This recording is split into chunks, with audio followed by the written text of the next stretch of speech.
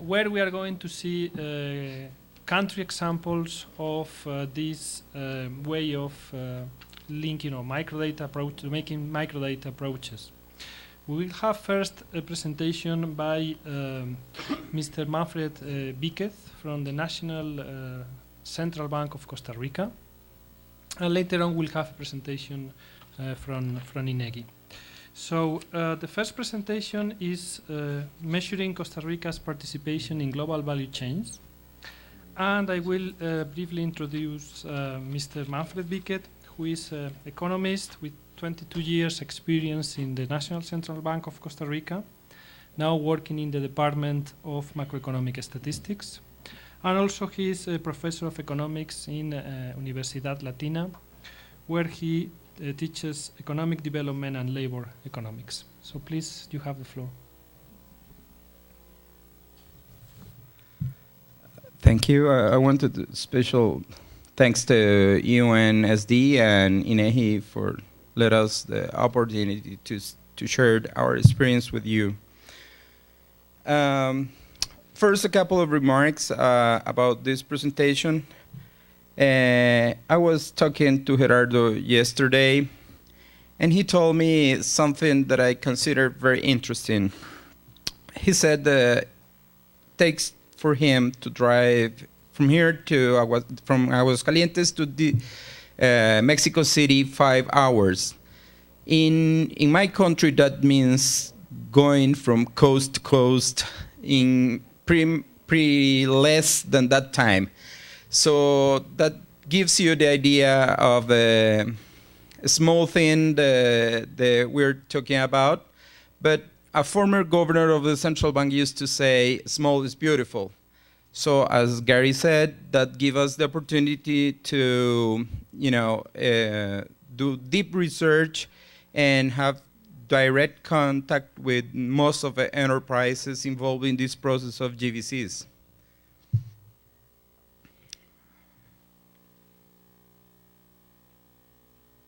Whoops. So.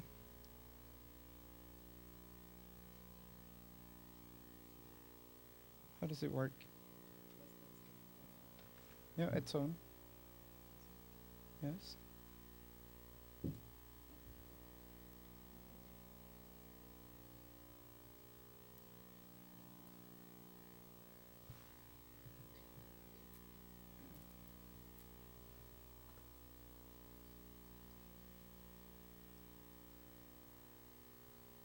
Is there something I need to know about this?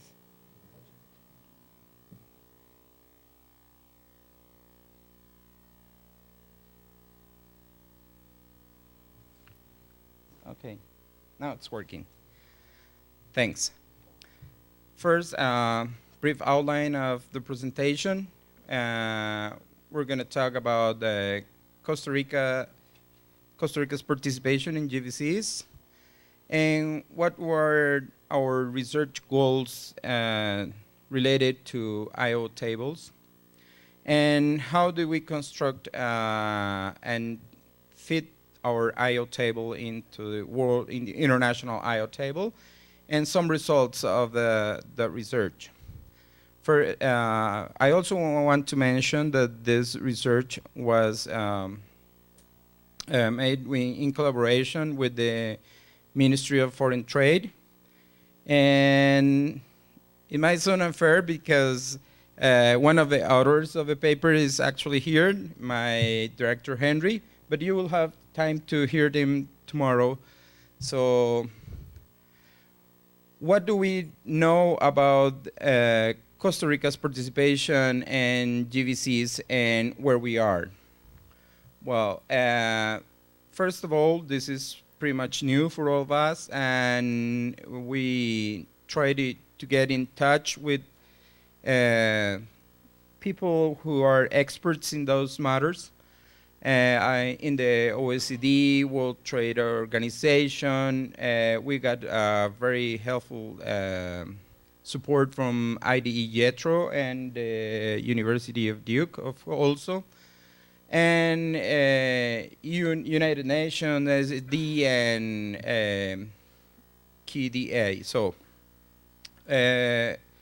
Probably it's not that difficult to collect data from a country like us, because we are a very small country and we got few enterprises involved in those processes.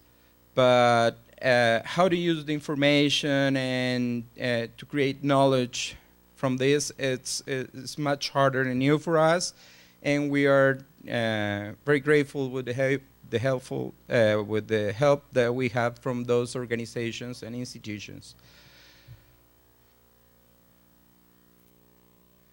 First, it's broadly extend the knowledge that there are three major networkings of GVCs taking place in the entire world. One is in North America and one in Europe and Asia. And besides that, Latin America, with exception of exception of Mexico, participation of Latin American countries in these GVCs are extremely limited. So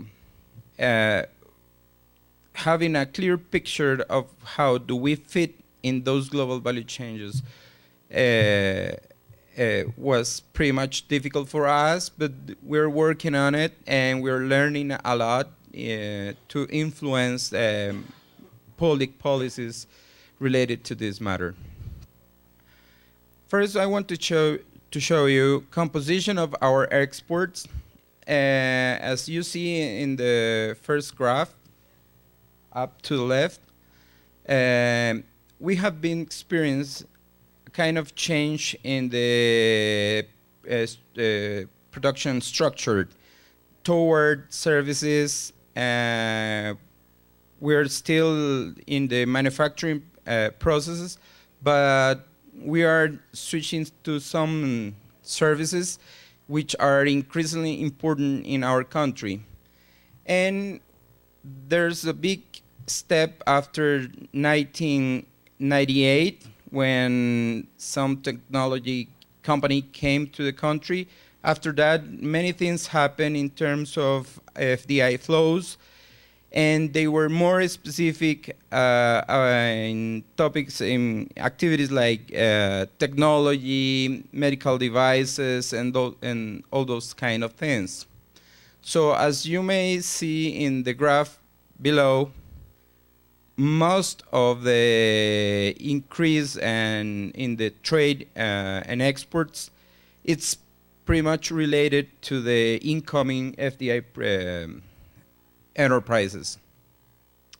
So Costa Rica's participation in GVCs, you may notice for the year 2012 that a big part of total exports of my country are now getting into the GVCs, and mostly in the electronic and medical devices, 57 and 35%. So how does it affect the performance of the economy? Well, employment generated by FDI has increased a lot, and they are hiring a specific type of skilled people related to technology and those things of high-tech medical devices. I was telling our colleague about an example that enterprise that I visit, and they work with stem cells and they produce valves for the heart. So it's pretty much is changing the way the manufacture has been developed throughout the years. Of course, we're involved in life science and outsourcing services. So as you may notice in the graph on the right side, most of the enterprises involved in GVCs are within a regimen in my country, which is called free zones.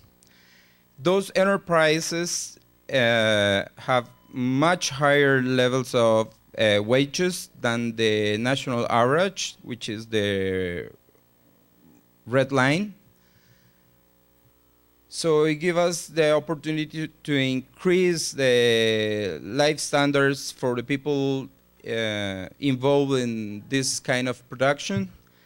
So trade, what were the goals that we were focusing in the production and fitting our IO table in international IO table?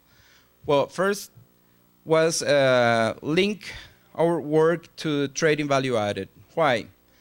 Well, participation in GVCs has been documented on a gross base, so the idea of Made in the World initiative that Hubert told us about it is being promoted highly and extensively, so that's part of a goal to fit into the TIVA initiative. And through TIVA, we got the opportunity to better understand how the country is contributing in this process of GVCs and how it affects our production, our income. And what were the questions that we set on this matter? Well, to what extent Costa Rica participates in global value changes, and what is the value added in terms of trading value added? So how does it change the relation with our partners? That's a main question for us, because it's not the traditional, flat kind of trade with our partners. So we are changing the way that we are related to them. And what are the implications of these changes for the policy makers? That's what we were been talking since yesterday. These things should help the policymakers to undertake these things, these matters, to have some changes, to promote changes, to take decisions. So what are the competitive advantages of this after the IO table has been produced? So based on GVCs, the trade, we know that we got a comprehension that we're involved in trade-off tasks, not products. So what are the major drivers for the development of the country, and how easy or hard are to measure? Trading value-added statistics simply provide us, a good opportunity to comprehend, a better comprehension of the advantages of the country in those activities we're involved. So again, the question is, how competitive are the Costa Rican industries? So that's one thing that we're looking for through this kind of research. What are the competitive advantages or characteristics of the industries in terms of TIVA? And what industries does Costa Rica have advantages on? So once we understand what's our, what are our strengths, so we can improve policies toward those areas. And which ones are developing advantages, and what are the policies that has to be strengthened to take advantage of it? The third thing is the export breakdown. Well, there's been a change, especially me, because I'm pretty much involved in international accounts. So there's a change that we have to make a step forward traditional measurements that the international guidelines suggest through the BPM and SNA. International IO table bring us the opportunity to break down the export in its different components and understand the participation of the Costa Rica in the production, which is crucial for us, so we can measure the domestic content involved in those exports, and to what extent we provide things that are valuable within the value change, the global value changes. How to break down the gross exports value in its varied components, which I will show you up to the end of the presentation. and the domestic component of the export and how it compares to other countries, because these exercises provide the opportunity to make some comparative with our third party, and how the domestic component fit in the global production. So the main goal of the international IO table and our integration of domestic IO table in the WIOD is it's pretty much the main goal that we're trying to work on. And as you may see, what we are doing is trying to set the way to fit the Costa Rica's domestic IO table within the WIOD. So that's pretty much our main goal, and we did it through 35 sectors, and we measured the trade related to those sectors with 42 countries to which we are related in those global value chains. The methodology that we use to construct the IO table, to fit it into the international IO table, we first made a domestic IO table, preparing the structure and considering period, currency, prices, industries that will participate in those chains, and the trade flows associated to those enterprises involved in these activities. So we did some backdating through a software algorithms, and we did it for 2011, and we used that for estimates for 2009. Assigning trade by country was pretty important in this process, and we produced an import table and an export vector related to this. So as to international IO table, to fit into the international IO table, what we did is to break down Costa Rica, separate from the rest of the world, and do some consistency testing to avoid, numbers with words strange like negatives or that require some readjustments. And we check the consistency of those outputs with the national accounts through the supply use tables. And the analysis with GVCs indicators, we use the concepts that pretty much are based on the TIVA concepts. And we also try to subtract what are the comparative advantages and what are the exports breakdown that were required to do this. So the period data, it's from 2009, and we got the last available year that we produced for the WIOD. The currency that we used was dollars, and we used the official average exchange rate, which is calculated by the central bank, so it was in the house. And price consistency, we checked that throughout the IO table related to WIOD. And the concept consistency of the industries and products that we use was, well, using ISIC and related that to supply use tables, the supply use classification that we have. And the breakdown was the immediate consumption, intermediate consumption, final consumption, and capital goods, and the classification that we use for the WIOD.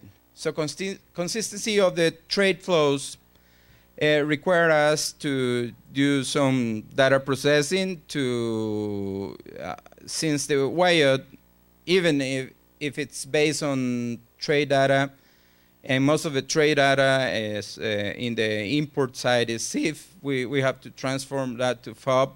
So we have to make some adjustments. As you may see at the end of the slide, there are, a lot of money involved in processes about the transportation and insurance that we have to subtract to fit the table into the WIAD.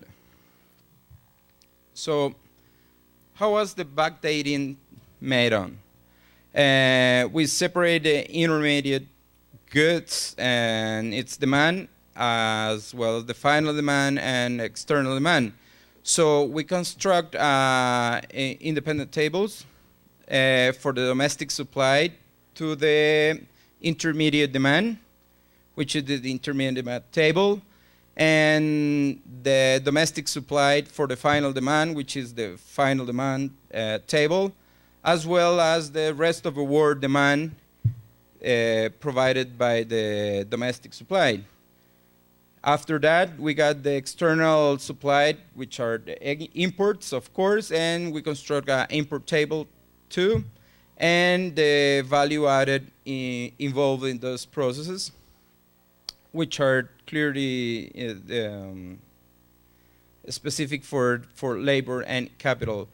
And we got then the total inputs as well as the total production as an output. So we got the final add and check the consistency within.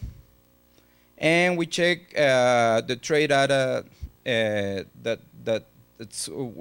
fit into the data we got from the customs and import-export database that we produce with those information. So what we do here is to cross-check that with the data that we can have through the supply use tables. After that, we determine the intermediate demand, which is a separate table for the intermediate demand. And of course, we check those with the data provided by the supply use table. After that, we apply the algorithm to correct those, numbers that we have inconsistencies, and to, to allocate the intermediate goods. After that, we assign the trade by country, and that's when we link this input-output table with the data of the trade, of the import and the exports side. So what are the sources for this? Well, for goods, the export-import database that, as I told you, came from the customs, and the import were transformed from CIF to FOB, and the export that we know from the promotion agency of exports. As for service side data and technical criteria that we use is based on the central bank information about transport and repairs, and of course the information that we got from the promotion agency of exports about ground transportation. Tourism was very easy because as the Costa Rican Tourism Board provided us the information, and the customs provide us some other information about air transport as well as the rest of the transport. So pretty basic. We have several sectors that were within the WIAD. At the end, we have a vector of exports and our import table. So what was it within the export vector? Well, we find out our main component of electronics. And what are the destination of those electronics? Basically, are the United States, China, and somehow Canada.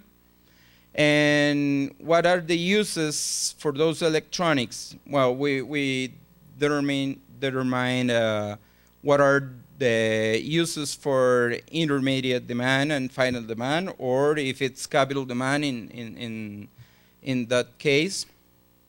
And we did it for all the set of agriculture, manufacturer of services.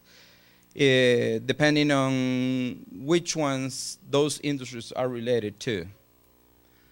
After that, Costa Rica disaggregation to the rest of the world. So we did the same thing. We used the disaggregation for country, and we figure out what are the final demand or intermediate demand or capital goods demand for agriculture, manufacture, and services for those countries. So if you cross-check United States with United States, you got the domestic USA IO table, as well as the same thing for China. But when we cross-check United States and China, we got imports from China to US, as well as in the lower side, we find out what are the imports of US from China.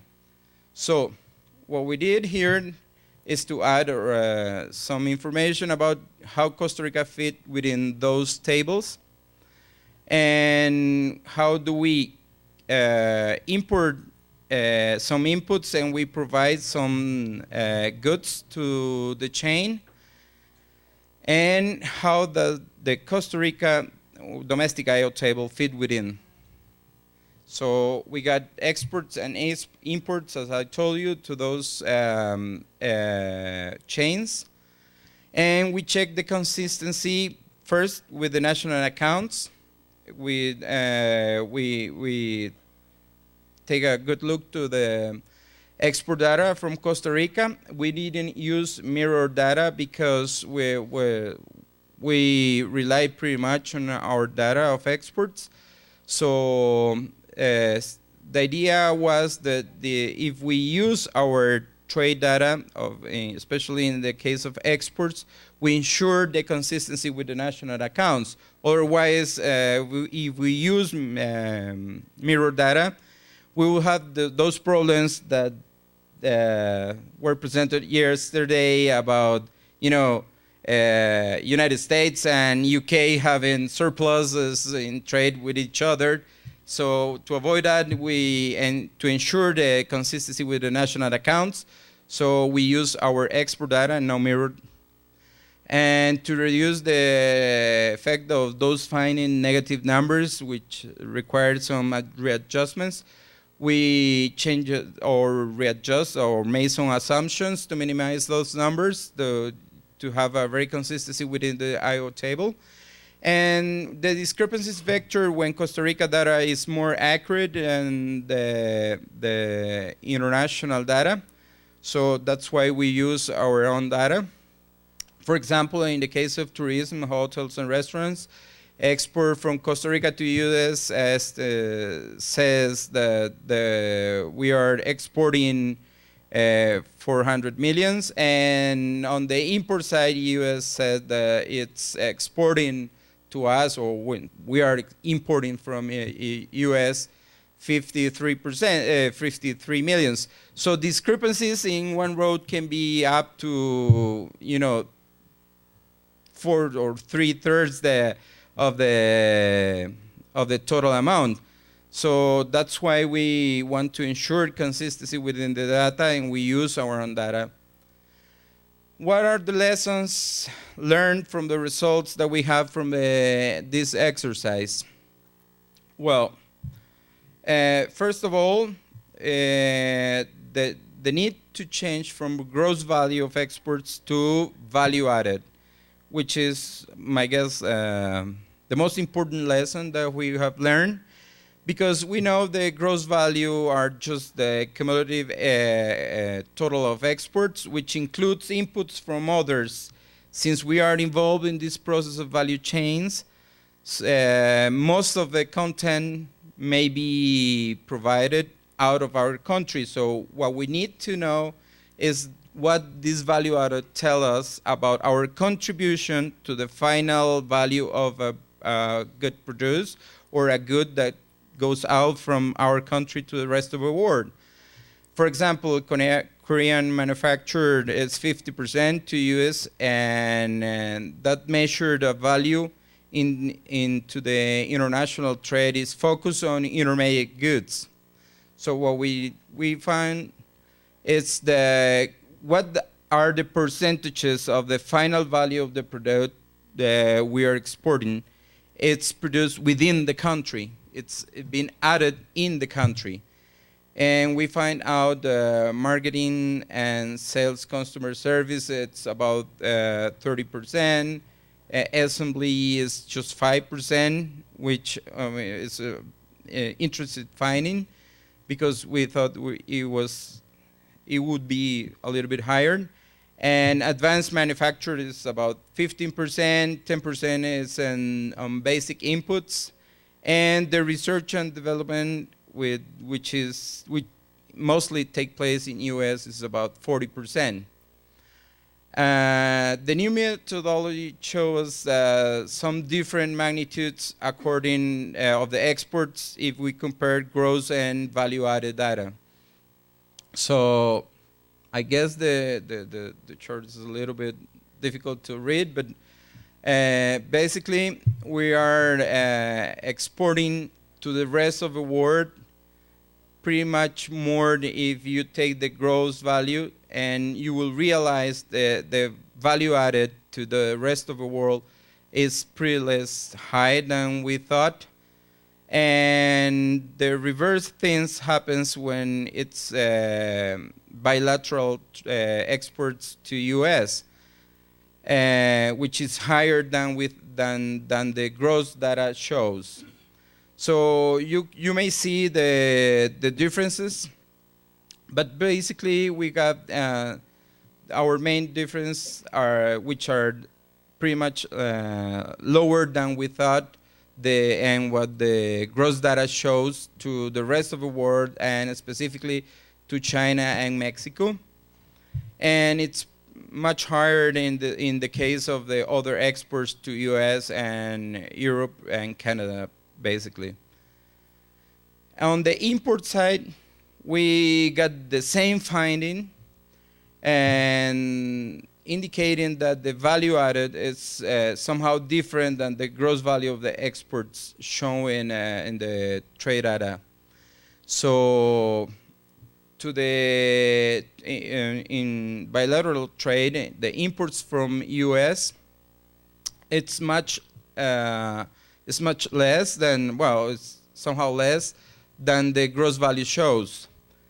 So that gives us a pretty clear picture of how the trade changes after you realize what it's been, provided specifically by some countries through a value added they put in some merchandise. Where I'm reaching the end, yes. Implications for the trade policy, well, goals of diversification in terms of value added, and to see what the diversification should be focused toward, and reduce the trade barriers with direct or indirect trade with partners throughout the GVCs. And this is pretty much important because somehow, it's a kind of change in thinking of the policymakers related to the concern about the imports level. But import levels are not a big concern, as to this research really clears to us, because it's a requirement to fit within those value chains. And other implications encourage participation of Costa Rica in GVCs throughout the diversification, and to strengthen those already settled chains in the country, and to move toward higher value-added activities. As Gary told us, we began the produce of some basic medical devices. Now we are involved in heart valves and all those kind of things that are pretty much in the limit of the high-tech production. What are the components of the exports? You may see those gross exports divided within domestic content and foreign content. The the TIVA concept give us the opportunity to, break down those within all the components and to see what are the domestic content and the foreign content of our imports, and to have a very clearer picture of our participation within. The trade policy toward intermediate goods has been changed after this, and the strategy to increase domestic content is pretty much stronger now. So this is pretty much it.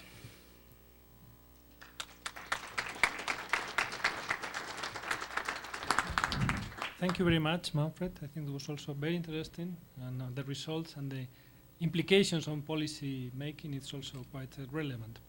So is there any question you would like to make to Manfred on his presentation? So I see Ronald then.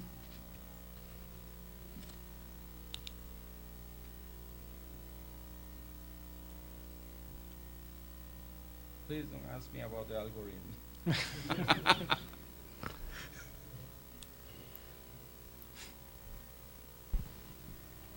Yes.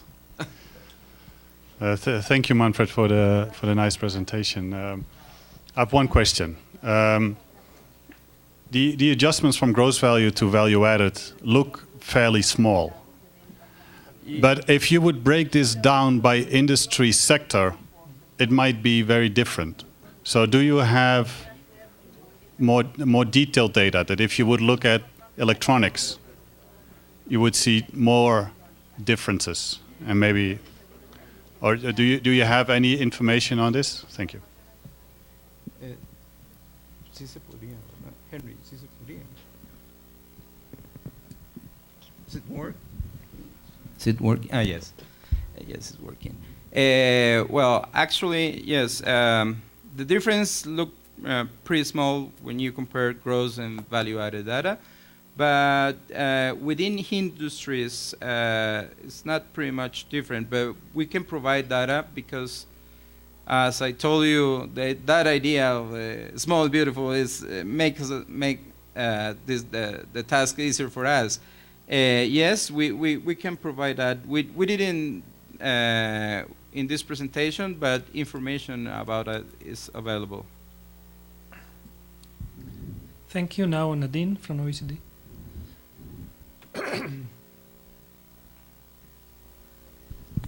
I won't say too much because I think we have the opportunity for an extended discussion tomorrow afternoon, but just a few observations. I think perhaps the first observation, of course, is that as I presented yesterday, Costa Rica will be in the TIVA database that's going to be released in November, so certainly the answer to Ron's question will be publicly available. The information that shows the value-added content broken down by industry will be available, and Costa Rica, of course, will be updated like every other country in the database on an annual basis going forward.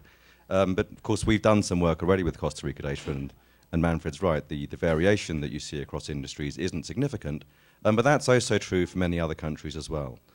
So there's no great surprise with the fact that we see relatively similar shares across a range of industries. So, but that reflects to a large extent the way that production unfolds, but it also reflects some of the difficulties that we have with dealing with heterogeneity in the current TIVA framework, because of course we can't differentiate at the moment between those firms that are highly export orientated and those firms, of course, that are providing goods and services for domestic customers. And so we always refer to the TIVA estimates as being prudent, and when we refer to one of the key indicators of import content of exports, we recognize from the outset that that's downward biased.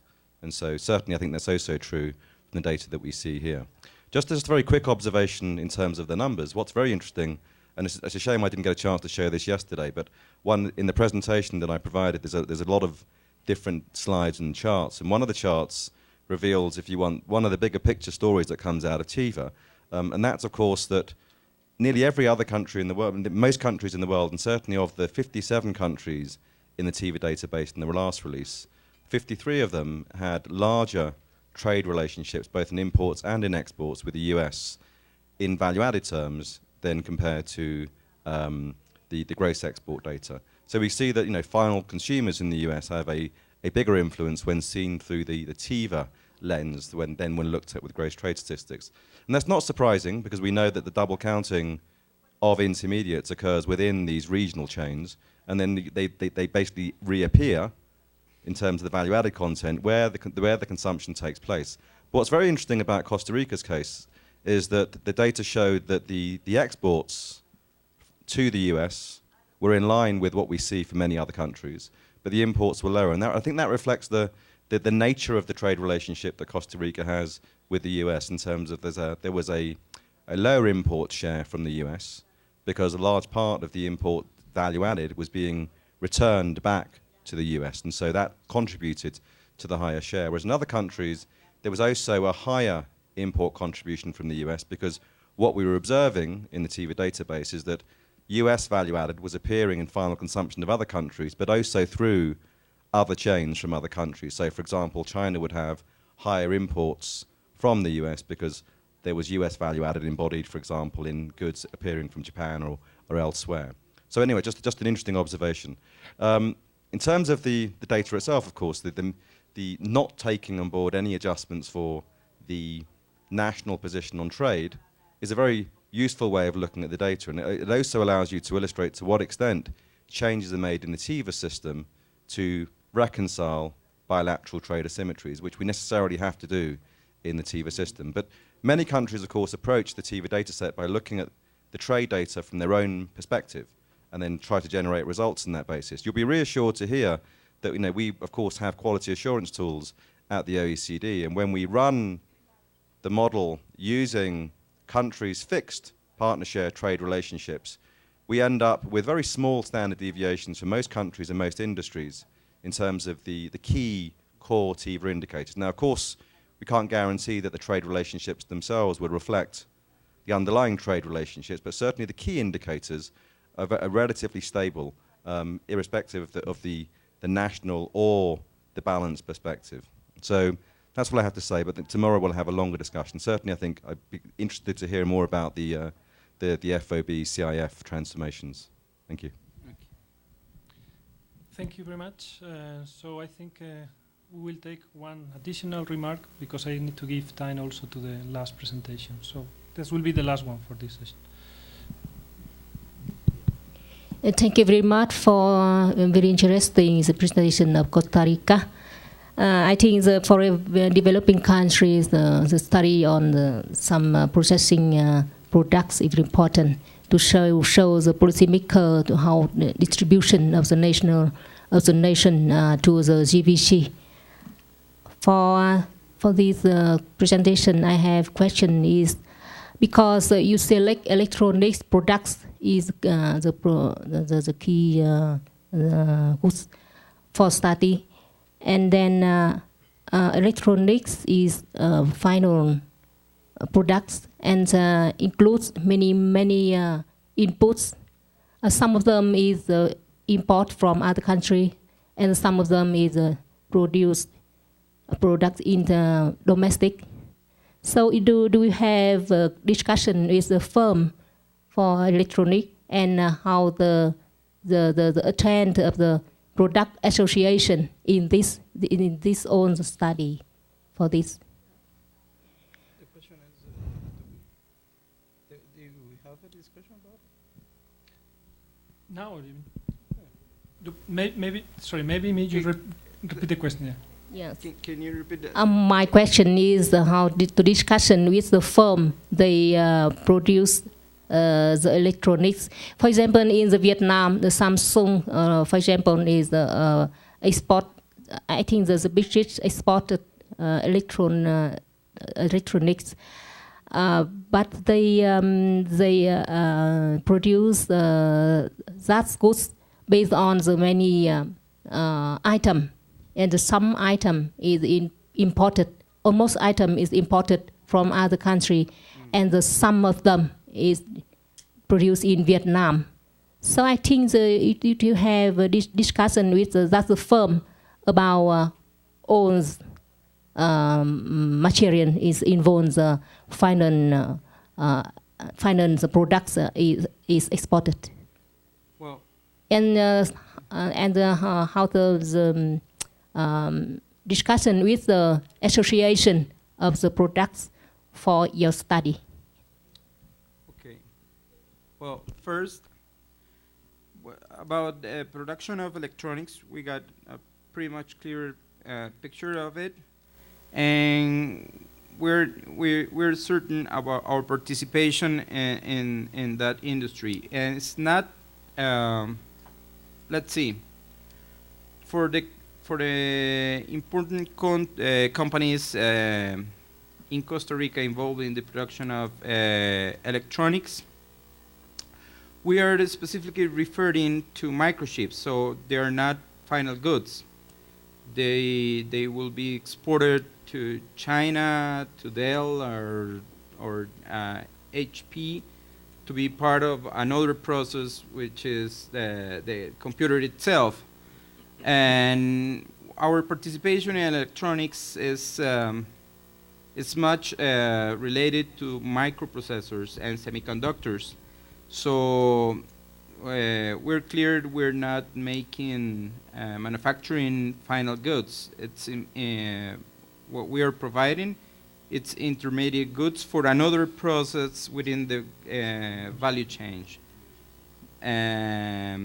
Well, there are some few companies involved in this process, and what they do is pretty much the same, and we have been discussing this with them, and it's mostly intermediate consumption for another, bigger process.